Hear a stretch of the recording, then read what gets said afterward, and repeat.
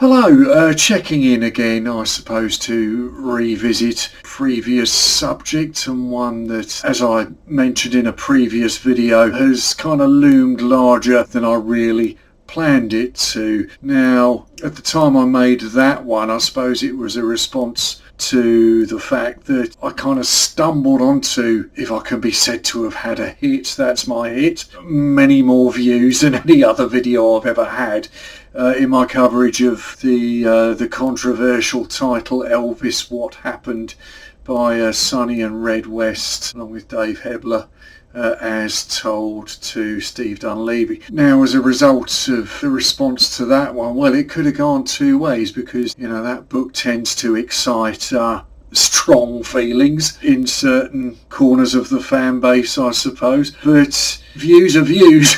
So I then touched on, after that I touched on the Orion novel by, what's her name, Gail Brewer Giorgio, and following that I touched on, I suppose, the really big bad one, which is the Albert Goldman title. So I'd never set out to sort of do a music related channel. That wasn't the idea. I also stumbled down that kind of alley, and as a result, you know, at a point it looked as if, yes, this is actually going to take over my channel. However, you know, this is all dependent on how the gods of the YouTube algorithm choose to treat you at a particular moment, and as I've found out, it's all a bit capricious, all that. So while at a certain point, Elvis, What Happened, my video was getting maybe at its peak 150 views a day or something like that, you know, YouTube, they'll build you up and they'll knock you down. You know, the stats go like that, and then into a trough. And suddenly, I don't know, I'd kind of given up watching those videos explaining how they work and how to kind of, manipulate them. I just don't have the patience. But so, you know, there's points when it seems like, well, okay, I'm not among the real plateau of Elvis experts out there, but with the knowledge I have, I can talk about the subject as you know, as much as others in music. But you know, it did seem to be something that got a response. However, then the stats do a downturn, and okay, what do I do? What do I do? What do I need to do to keep stats? What am I supposed to talk about if your hit goes like that? So I've kind of held off, I suppose, in general, from a lot of the musical stuff lately. But what do you know? I went away for 3 or 4 days. When I came back, the stats are back up again. You know, not to their previous peak, but about 50, 60 views a day on the main Elvis one. And, you know, I do have to bear in mind that for all the kind of negativity I've had, you know, which I've discussed in yet another video, the kind of feedback, and that I wasn't prepared for, the level of that. But, you know, not all of it has been bad, and the fact is that I think about a third of my subscribers are through the Elvis thing. So I suppose in a way you could say I have a duty of sorts to keep on the subject. Well, you know, I do have a couple of books in the pile that are potential rather outside choices, you might say, but I'm not going to get onto those right yet. Really just talk about recent reading. I'd read the second volume of Peter Guralnick's Elvis biographies. The second volume is which is probably even thicker than this one, Careless Love. And I'll say I've read it. I've kind of jumped in at points and read. I've kind of done it in fragments rather than start at the beginning, and you know, largely because I've had to use it as a resource to kind of be able to go in when comments get into a certain area that Elvis, What Happened covers. You know, I have had to sort of dive into Guralnick's book and sort of, well, okay, what's, I suppose, the more sober barometer on that but whatever, you know, aspect people want to talk or argue or complain about. But, you know, I hadn't read this one, and just by chance I happened to be in a charity shop, and this was £3.50, which is brilliant. And unlike the other volume, I am reading this sequentially, so I'm about probably a quarter in. You know, Guralnick sort of builds up a picture of the time and the environment that these events are happening in, and then we're into the sort of real ground zero of, oh, how do you put it, that kind of magic happening, and the sort of weird semi-accidental way the formula is hit on, and the personalities, he's dug deep with the personalities involved.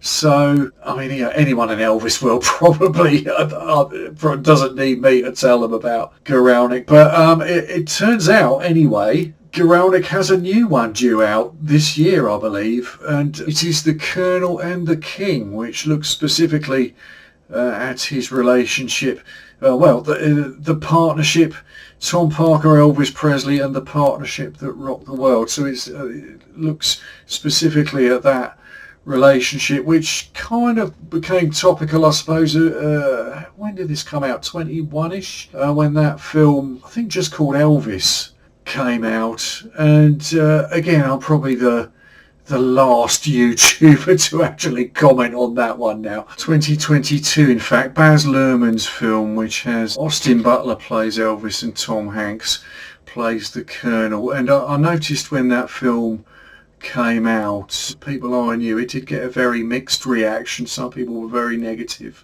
about it, some people were very positive about it. I didn't expect to like it. I believe the director, he's the guy behind Moulin Rouge, which admittedly I haven't seen it in its entirety, but what I have seen, just no, I'm not a musicals person. And yeah, I think there's a stage production of it going on in London now, and the sort of the ads for that pop up, and I just, no, go away. I just can't with musicals.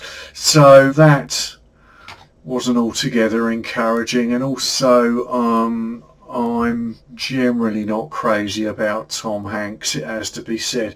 However, I felt duty bound to take the plunge, and I was kind of glad I did. I did enjoy it. Now, saying that, I didn't feel it was a film one should read exactly as history. There were bits in it where I'm kind of, no, don't think that's right. And so, I mean, I don't know if we were strictly meant to read it that way. It came across to me almost as if the narration of it is an aging Colonel Parker's fever dream and his embroidery of the story, if you like, and then that narrative throughout seems to be kind of interrupted, possibly contrary to Parker's wishes. It's almost like Elvis is kind of trying to interrupt that flow and assert his own authority on it,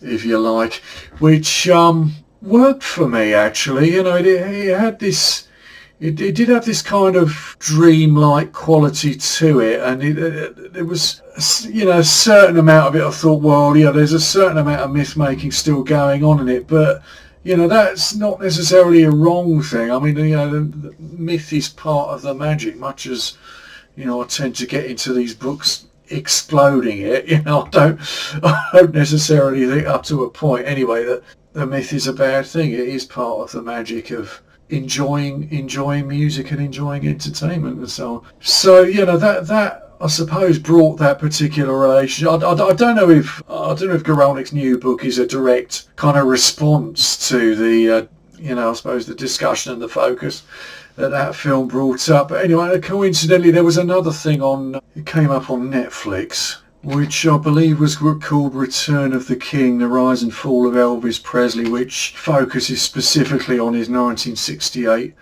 comeback special and sort of deals with, the sort of frustrating point in his career that he'd come to, and the kind of cul-de-sac of being press-ganged into these, he knew he press-ganged into these largely rather daft films with not altogether satisfying soundtracks, and so that there is that element of, in common with how I choose to read the Baz Luhrmann film, of Elvis sort of trying to assert his own his own place with his righteous place within this area. And you certainly get a sense from that Netflix show, that documentary, of him having a sort of fight his corner to be able to express himself as he'd want to. And some of that, I don't think even Goldman could particularly succeeded in picking holes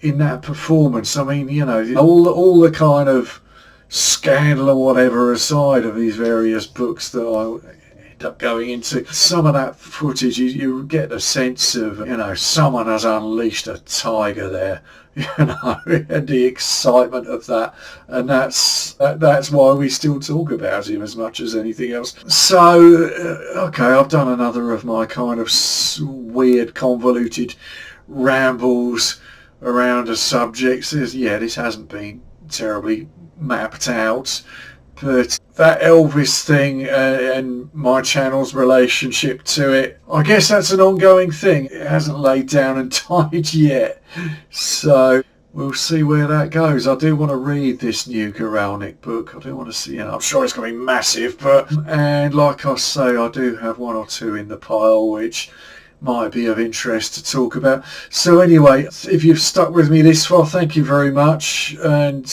more soon, I hope. Thank you.